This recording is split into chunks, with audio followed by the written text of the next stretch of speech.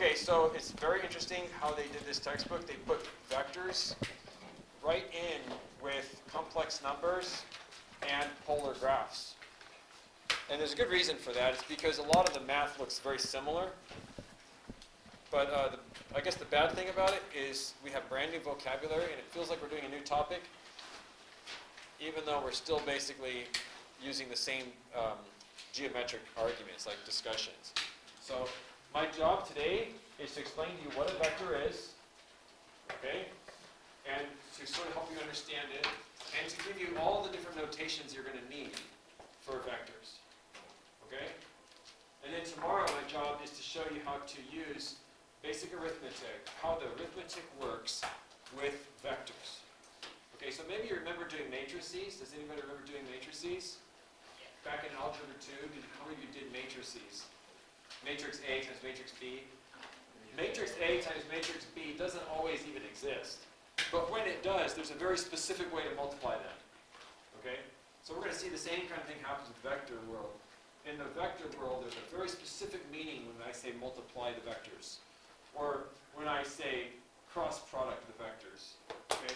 So there's going to be two types of multiplication. Determinants is going to show up, which is a matrix topic. In fact, really vectors are one-dimensional one column matrices. Or you can think of it as one row matrices. So some of the ideas from matrices will show up. And I also want to make sure that I explain to you the need for vectors and the usefulness of vectors. So let me just say something right up front. When vectors were invented, they were a huge breakthrough for the math community and the science community. Okay? A vector is able to, the vector notation is so simple that it allows us to take complicated three-dimensional motion problems and boil them down into real simple equations. Okay? So the vector notation was invented after a long period of hassling with something called a quaternion. Okay? So there was a lot of time in history where people were using these things called quaternions, and there were these really strange matrix-looking things, and they're having a hard time with them, and the properties of quaternions were very awkward, but once the vector was invented, it was like, wow, this is perfect, this is exactly what we needed, and it became a great tool in the hand of physicists and mathematicians. I was a physics major, so I'm not going to teach it the way the book teaches it. I'm going to teach you 2 days what a vector is, and tomorrow arithmetic with vectors. And I'm going to do 2D today and 2D and 3D tomorrow. So 2-dimensional and 3-dimensional vectors. So I'm taking 8-4 and 8-5 and I'm mixing them today. And then I'm taking 8-4, 8-5, 8-6 and I'm packing them in tomorrow in arithmetic. So I think it'll make sense to you. Let's just start in. So the first thing I want to do is just give you a story problem. Okay, so let's imagine there is a particle moving on the xy plane such that x is always t minus 3 and y is always negative t squared plus 4t minus 1. This is not at all how the book starts the description of vectors. Okay? So the first thing I want you to do is just simply tell your neighbor what you think these two equations are for. Like why would I give you an equation for x and an equation for y? What do you suppose t stands for? And if you pick a value of t, what will you be able to find? Okay? So take a moment and just discuss that. So what do you suppose t stands for here? Time. Okay? So we'll say unless otherwise stated that in this classroom if you see a t it's measured in seconds and it's a time. And if you want to know what x and y are, they're like maybe distances in meters. Okay? I didn't want to put units into this because I don't want to necessarily make it feel like it's a science question. But, I mean, what scientist talks about the xy plane, right? So here's what I want you to visualize. Go and draw an xy axis.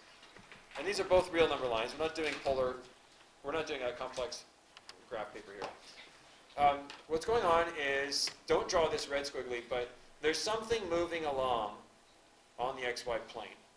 It just says a particle. So it could be like a bumblebee flying around, an ant crawling around, whatever. Don't draw the red squiggle. What is the purpose of the two equations I gave you? Anything time, you can find its location on the plane and its velocity. Maybe maybe not quite the velocity yet, but listen, the first equation's job is to tell you x at a certain time, right? So you tell me the time, somebody say a time, 26 seconds. I know one thing, it's out at x equals 23, 26 minus 3. What's the job of the second equation? Why would I give you a second equation? This will tell you, yeah, at that same time, what y-coordinate the point has. So what I'm giving you here are the x and y coordinates. You just need to supply the time. Okay? So in your physics classroom, if you are in physics, these would be called kinematics equations, okay, or parametric equations. That's not the topic of the day. The topic of the day is to show you why we need vectors and to show you what a vector is. Okay, so my first question is very simple. It's just find the position of the particle at t equals 0 and t equals 5. Who cares if it's seconds, hours, or years? I don't really care about that right now.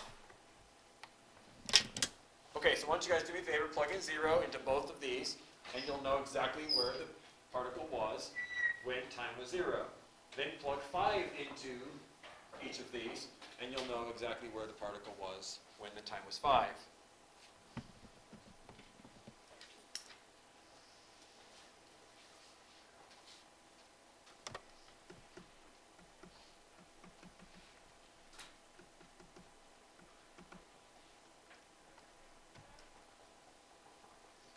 Okay, so at t equals 0, x is 0 minus 3, and y is negative 0 squared plus 4 times 0 minus 1. In other words, it's negative 1.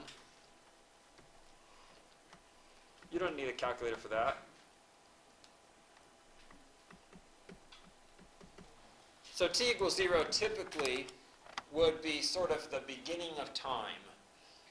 So in science problems, if somebody says, t equals 0, that's evidently when the stopwatch started and things were beginning to be measured. That's when the experiment began. T equals negative numbers, that has some meaning. Like I could say, negative 1 days from now, I'm going to put hardwood floor in my hallway. That would be yesterday, right? So you can have negative time. It just means times before now, right? So, or negative 1 might mean 11 a.m. if t equals 0 means noon. You know what I'm saying? But typically we would think in terms of positive times. 0 would be the starting. What about t equals 5? At t equals 5, you would get x equals 5 minus 3, y equals negative 5 squared plus 4 times 5 minus 1. Did you guys get 2, negative 6? I hope so. Okay. If not, check your math. All right, so what's going on? We know that the object started. Go and plot these 2 points now, okay? So I'm going to erase all my work and just put up the answers because I need the space.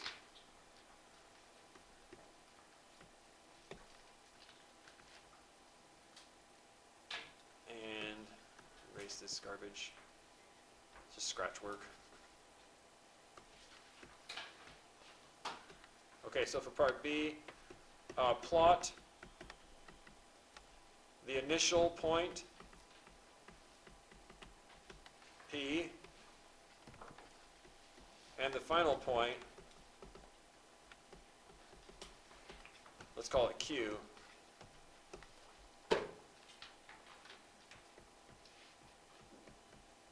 Okay, so I'm color coding here. The first point is at negative 3, negative 1.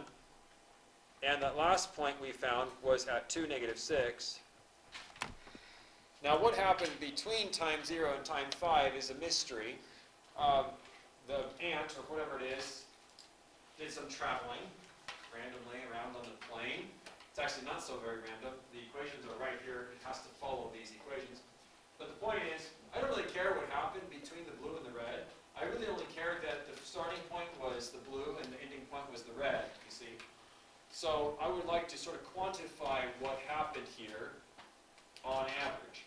So I'm going to say started at the blue, we ended at the red, and I'm going to draw an arrow from the blue to the red to show that that's sort of the overall displacement. Okay? All right, so go ahead and draw an arrow from P to Q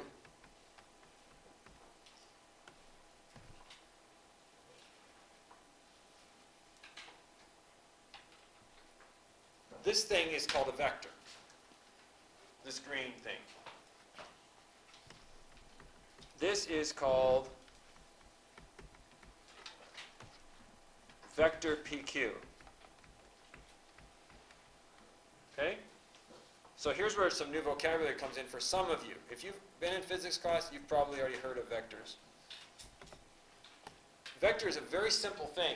A vector is a quantity that is not fully explained or defined until you give me a length and a direction. Okay, so there's a lot of things like this in real life. Okay, so if I said velocity, my velocity was 65 miles per hour. That's not a complete sentence. My velocity was 65 miles per hour driving south on the 55 freeway. Or driving south, at least. You need a direction and a number to define a vector. Now, if I said my car was going 65 miles per hour, that's actually a speed, right? If you want it to sound more like a velocity, you have to give me the direction of travel.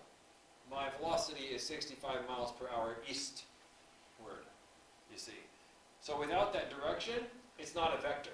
It's a number, or we call it a scalar. Okay? On the other hand, if I just said I'm driving south, that's not a vector either. You didn't tell me how fast you were going. You didn't tell me how far you drove. You didn't give me a quantity, you only gave me a direction. Okay? So this arrow actually supplies both quantity and direction. Notice that when I drew the arrow, I didn't make it any longer than the distance from the blue to the red. So this is not your traditional geometry ray. Okay? In geometry, a ray starts at the blue point, extends through the red point, and goes on forever. That's not what I drew. It's not a ray. It has a length, a very specific length. Also, it's not just a segment, because a segment wouldn't have an arrowhead, you see. So this is like a brand new geometric object. You've heard of points, lines, rays, segments, right? This is a new one, called a directed segment, or a vector. Okay? So let's give it both names, at least on the diagram here. This is a vector, or a directed segment.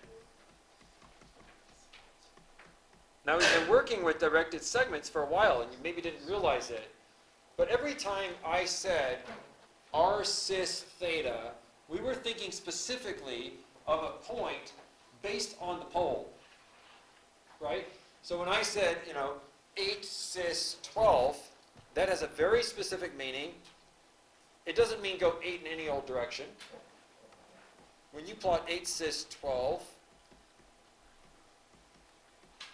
you have to go 8 units from the origin, right? And so you have to go 8 units out. And you can't just go in any direction you want. You have to go in the direction 12 degrees. So we've been working with directed segments for a while now. Section 8.1, when you plotted your polar note cards, you were using directed segments. From the pole to a point, from the pole to a point, from the pole to a point. When we did r cis theta, this is 8.2. You were going from the origin to the point, from the origin to the point. You weren't going from the point to the origin. You weren't measuring a segment. You were going outward from the pole, right? So this is sort of a new thing, I guess, but it has a huge overlap with what we've already been doing. In fact, it might make sense right now to go ahead and find the length, right? Let's find the length of the green segment. Why not? You have all the tools you need. Now, before you do that, you might consider moving the green arrow over by the origin, okay? Because the formulas I gave you, right, they were really designed to be used when you're measuring from the origin. So what I want you to do now is translate that thing over the origin. I don't want you to change its length, and I don't want you to change its direction. I just want you to move it over and up. Move it over 3 and move it up a space so that the tail, that's what it's called, the tail, is on 0, 0. And now it's pretty obvious how wide it is, and it's pretty obvious how tall it is, and you can use Pythagorean theorem to get the length. So go ahead and take a moment, I'm going to pause the video, take a moment and find the length of that arrow. Okay, so after you move it, right, you've now changed the starting point to be the point 0, 0, and the ending point is no longer at 2, negative 6. The ending point is literally at 5, negative 5, isn't it? Okay, so it's not hard to find the length of the arrow. Okay, so that's my next instruction. Find the length of the vector PQ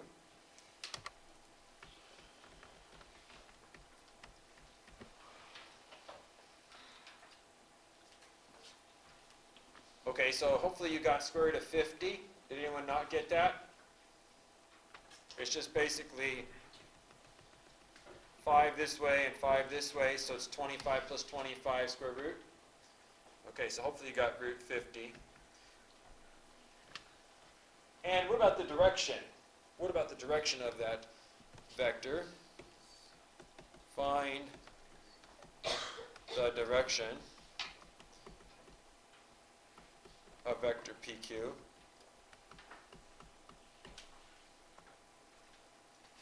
Let me move my nifty little diagram. Can I move the whole thing? Yes. No. Let's move the whole thing. Everybody, let's group you together. Control G. There we go.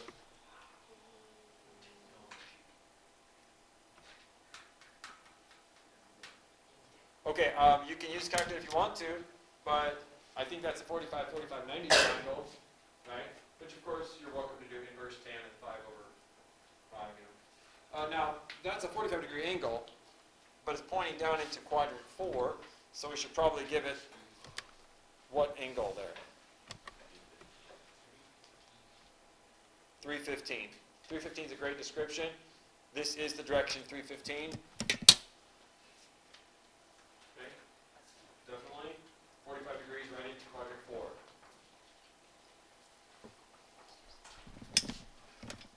You could also use negative 45, but I didn't let you do that for the complex numbers, remember? On the warm-up, we always use positive angles. So in 8.3, I'm just going to, in 8.4, I'm just going to try to be consistently using positive angles. So I'm going to use 315 versus negative 45. Okay, so let's just put theta equals 315. Okay, now everything has a name here, okay? We're in a new branch of mathematics, studying something kind of new. So we have to go give everything names. Here's the vocab, ready? I apologize for this.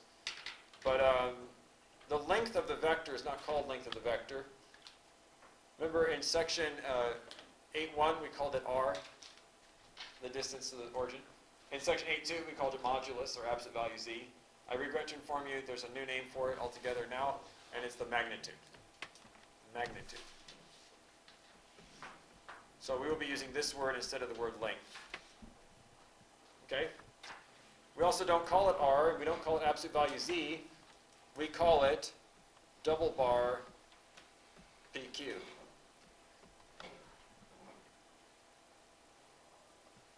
Okay?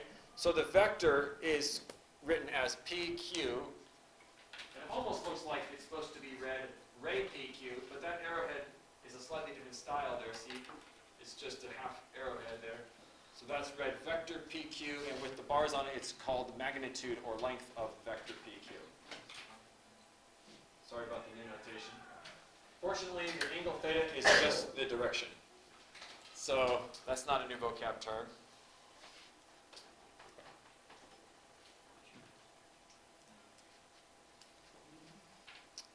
So direction, magnitude, instead of direction and length. Okay, the only thing else I want to do today is to show you all the different ways I could write this vector. Okay? So let's write down notations for vector PQ. Okay, the first thing is you can always draw a vector if you're trying to tell somebody what it looks like. You can always use the graphical way to describe a vector. But you saw how this vector started over here and ended over here. One of the very familiar and comfortable ways to describe this particular vector is you noticed how it went over 5 and down 5. For that reason, a lot of people would call this vector the 5, -5 vector. Now, we use these diagonal brackets when we're trying to write a vector, but really all it means is right 5, down 5. Notice that after I write it this way, I've now lost track of where to start. Like, there is no number here that tells me we started over at -3, -1.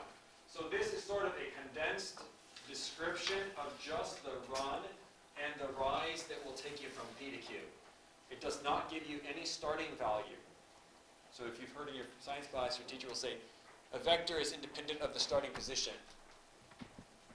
Or displacement is independent of the starting values. Okay? Blah, blah, blah. You may not understand that when you're hearing it from them, but I'm saying it's very simple. When we describe this arrow, we described how wide it was and how tall it was. We never said where it starts. Okay? Another vector notation is this one. Let me just write these down for you. 5i hat minus 5j hat. Or you can do it more of a polar way of doing it. Watch this. You can write root 50 cos 315, comma sine 315. That's more of a polar bracket notation. And the last one is root 50 cos 315i hat plus root 50 sine 315 j hat. This is 4 ways to write the exact same thing. You'll notice I did not use any negatives on these last 2 notations. That's because sine 315 already has the negative. Sine 315 is naturally negative, so I'm not going to write another minus. This does not mean 5 minus 5. This does not mean 5 root 50 cos 315 plus root 50 sine 315. The I hat and the j hat just keep separate the horizontal motion from the vertical. So they're supposed to be kept separate, just like real and imaginary. Keep them apart, and that's the first lesson. Thank you for your patience. Fernando,